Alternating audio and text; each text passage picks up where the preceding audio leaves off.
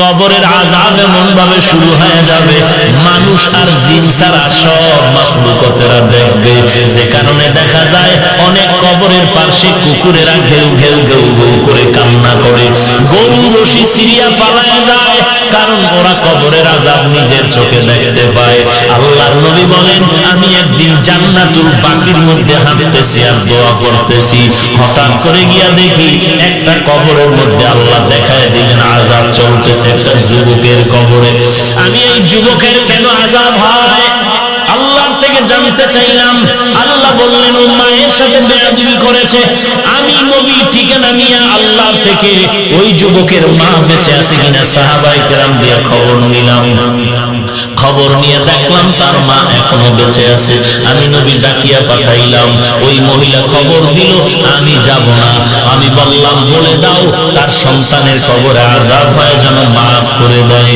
ওই মা বলে, না না, আমার সন্তানের আমি কখনো মাফ করব না। রাহমাতুল লিল আলামিন তাকে ডাকিয়া আনলেন। এরপরে বললেন, তোমার সন্তানের কবরে আযাব হয়, মাফ করে দাও। বলে না, আমি মাফ করব না। নবীজি বললেন, তো আগুনে জ্বলবে, তুমি কি মেনে নাও? বলে, হ্যাঁ, আমার কোনো আফসোস নাই। কারণটা কি? বলে, আমার সন্তান একদিন ঝগড়া করে বউয়ের সাথে তর্কর কারণে বউয়ের মায়া পড়ে, আমি মায়ের সাথে এমন তর্ক জড়ায় দিল, একটা ইট নিয়ে আমার মাথার উপরে আঘাত করলো, আমি জমিনের মধ্যে পড়ে গেলাম, আমার মাথার রক্ত বের হয়ে জমিন লাল হয়ে গেল, আমি এমন কান্নায় দুর্বল হয়ে গেলাম, আমার এই কষ্ট জীবনে আর অন্তর থেকে বুঝবে না। আমার সন্তানের কোনো ক্ষতি হোক এটাও আমার জানার দরকার নাই। নবী তো রাহমাতুল লিল আলামিন। আল্লাহর নবী বলেন সাহাবাদেরকে তাড়াতাড়ি কেরোসিন আল্লাহ ক্রিয়ানো আগুন জ্বালাইয়া উপরে উঠাইয়া সন্তানের জ্বালায় দিও। নবী যখন আগুন জ্বালায়, নবী তাকায় দেখে মহিলার চোখ থেকে পানিগুলো বের হয়ে গেল। ডাক দিয়ে কয়, ও নবী, আমার সন্তানের এই আগুনে জ্বালাইবেন না। আমার সন্তান হাজারো যদি অন্যায় করে, আমি নিজের চোখে তাকাইয়া সন্তানের কষ্ট সহ্য করতে পারবো না। এর নবীর উম্মতের দল, আল্লাহর নবী বলেন, আল কবরু রাউযাতুন মির রিয়াজিল জান্নাহ আও হুফরাতুন মিন হুফারিন নার। এর নবীর উম্মতের দল, আল্লাহর মুহাব্বত নিয়ে তওবা করে নাও। আল্লাহ তাআলা বলেন, কত বড় বড় বেঈমানকে তো আমি আল্লাহ ক্ষমা করে মাফ করে দিয়েছি। তোমরা অন্যায় যদি করিয়া থাকো, চোখের পানি ছেড়ে কান্না করো, তওবা করো। আল্লাহর নবী বলেন, গাভীর ওলান থেকে দুধ বের করে ভেতরে যেমন ঢুকানো আর সম্ভব না, যারা আল্লাহর মুহাব্বতে তওবার নিয়তে গুনার ভয়ে চোখের পানি ছেড়ে কাঁদবে, ওই বান্দাকে আর জাহান্নামে দেওয়াও সম্ভব হবে না। আরে বান্দা, আমি আল্লাহ তোর কাছে আছি, কি দরকার বল। দুনিয়াওয়ালারা চাইলে বেজার হয়, আমি আল্লাহ না চাইলে বেজার হই, কারণ দুনিয়ার সবাই স্বার্থপর, অভাবী। আমি আল্লাহর কোনো অভাব নাই, কোনো স্বার্থ নাই। আমি আল্লাহর কাছে চাও, আলা মিন মুস্তাগফিরিন ফাগফির লাহ। কে গুনাহ করেছো ক্ষমা চাও, আমি আল্লাহ ক্ষমা করে দিব, কারণ আমি আল্লাহ চাই না কেউ জাহান্নামে যাবে। কারণ বান্দা, তুই এতটাই যে দুর্বল, ওই যে জমিন থেকে 9,30,00,000 মাইল উপরের সূর্যের গরম সহ্য করতে পারো না। এই সূর্যটা হাসরের ময়দানে যদি মাথার উপরে চলে আসে, সহ্য করতে পারবি না। আমি আল্লাহর কাছে তওবা কর দরজাটা খুলে রাখছি। কুল ইয়া ইবাদিয়াল্লাযীনা আসরাফু আলা আনফুসিহিম লা তাকনাতু মির রাহমাতিল্লাহ। আমার রহমতের বিস্তারিত জায়গা, বিশাল চাদর বিছাই দিলাম। কত বড় বড় বড় বড় বেঈমানকে আমি আল্লাহ মাফ করেছি।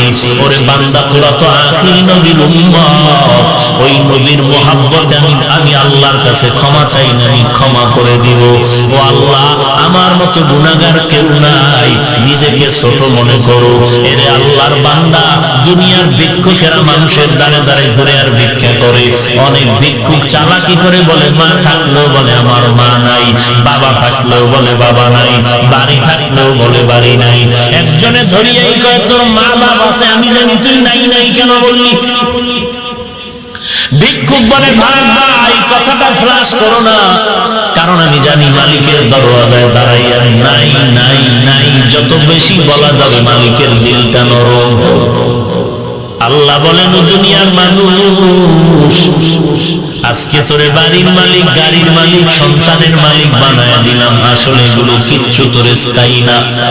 আমি মাওলার দরবারে যদি বিনয়ের সাথে বলো, আল্লাহ আমার বাড়ি, আমার ঘর, আমার টাকা, আমার ছেলে, আমার মেয়ে, আমার গাড়ি, আমার সব আসলে আমার কিছুই না। আমার টাকা নাই, বাড়ি নাই, ঘর নাই, এমনকি আমার মরণের পরে কবরে জায়গাটাও আমার না।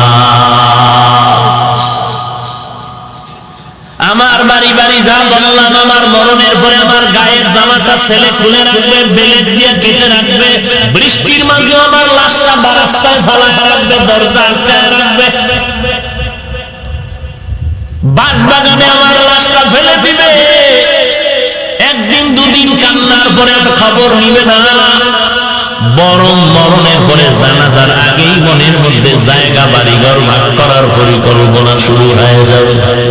ওই কবরে আমাকে একা ফালায় রাখবে, তিনটা সাদা কাফনের আমাকে বাসিন্দা বানায়, আর কেউ কবরে খবর নিবে না। আল্লাহর নবী বলেন ওই কবরে খবর নেওয়ার জন্য চারটা বন্ধু তুমি সঙ্গে নিতে পারো।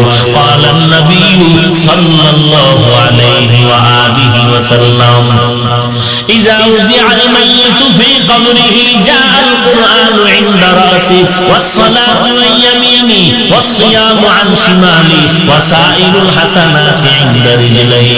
আল্লাহর নবী বলেন উম্মতের দল অন্ধকার কবরে রেখে যাওয়ার পর দুইজন ফেরেশতা আসবে প্রশ্ন করার জন্য। মাথার কিনারায় যখন আনবে, চারটা বন্ধু চারদিক গিয়া দাঁড়ায় যাবে আর বলবে প্রশ্ন করার জন্য ফেরেশতারা আসবি না, আরামে ঘুমাইছে, বান্দাকে আরামে ঘুমাইতে দাও, দুনিয়াতে ঘুমাইতে পারে নাই। মাথার কিনারা থেকে বলবে কে আমাদের নিষেধ করলা? জবাব দিয়া বলবে আমি হলাম এই মাইয়েতের বন্ধু কুরআনুল কারীম। ফেরেশতারা ডান পাশে যাবে, আসবা না, কে নিষেধ করলা? বলবে আমি তার আপন বন্ধু নামাজ। ফেরেশতারা বাম কিনারায় যাবে, বলবে আসবা না, কে নিষেধ করলা? বলে আমরা তার বন্ধু রোজা। পায়ের কিনারায় যাবে, বলবে আসবা না, কে নিষেধ করলা? বলে বান্দার যাবতীয় নেক আমল, দস্তারখানের আমল, মেসওয়াকের আমল, টুপির আমল, দাড়ির আমল। কতক্ষণ তোমরা থাকবা? বলে আমাদের এই মাইয়াতকে জান্নাতে ঢুকায় দাও পর্যন্ত থাকবো। এরে নবীর উম্মত, আর এই চার বন্ধু যদি তোমার সাথে না নিয়ে যাও, ফেরেশতা প্রশ্ন করবে রবের পরিচয় দাও, মার রব্বুক ওমা দীনুক, ধর্মের পরিচয় দাও, রাহমাতুল লিল আলামিনের পরিচয় দাও। তুমি তো ধর্মকে জিনিস জানতাই না, ধর্ম কাকে বলে তাও ভালো করে চেনো না। স্লোগানে তালে তালে তাল মিলায় বলো ধর্ম যার যার উৎসব সবার। তোমার নিজের যে একটা নিজস্ব ধর্ম আছে তার খবরই নাই। তোমার যে একজন আল্লাহ আছে সে আল্লাহর সাথে কোনো সম্পর্ক নাই। তোমার যে রাহমাতুল লিল আলামিন আছে সেই ব্যাপারে তোমার খবর নাই। আল্লাহ তাআলা বলবেন আর দেরি না করিয়া কবরের সাথে জাহান্নামের দরজাটা খুলিয়া দাও। জাহান্নামের আগুন কবরটা ভরে যাবে।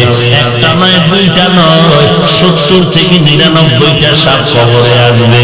ইয়াহাবু লিমান ইয়াশাউ ইনাসান ওয়া ইয়াহাবু লিমান ইয়াশাউ যুকুর আও ইউযাওযিজুহুম যুকরানা ওয়া ইনাসা ويجعل من يشاء عقيما إنه عليم قدير।